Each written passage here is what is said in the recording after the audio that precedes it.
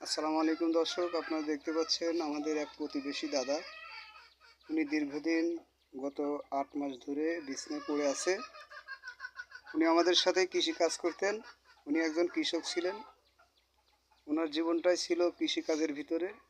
এখন উনি অনেক অসুস্থ অবস্থানে জীবনযাপন করছেন এবং ওনার মাস গেলে দর্শক প্রচুর টাকা ব্যয়বহুল ওষুধ পানিতে লাগছে। দর্শক, আমাদের কোনো হৃদয়বান ব্যক্তি যদি থাকেন তো আমার এই দাদাকে আপনারা সাহায্য করতে পারেন। দর্শক, বৌদিদি, দাদা প্রতি মাসে কত টাকা ওষুধ পানিতে লাগে? 500 টাকা প্রতিদিন, 500 টাকা করে প্রতিদিন 500 টাকা। এবং উনি কতদিন অসুস্থ অবস্থানে জীবনযাপন করছে? এই ধরো 7-8 মাস, 8 মাস। 8 মাস।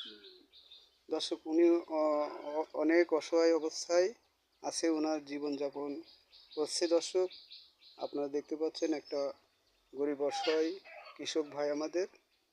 আপনারা আমাদের এই ভিডিওটা দেখবেন দর্শক, দেখে আমাদের কমেন্ট করবেন দর্শক। আসসালামু আলাইকুম ওয়া রাহমাতুল্লাহ।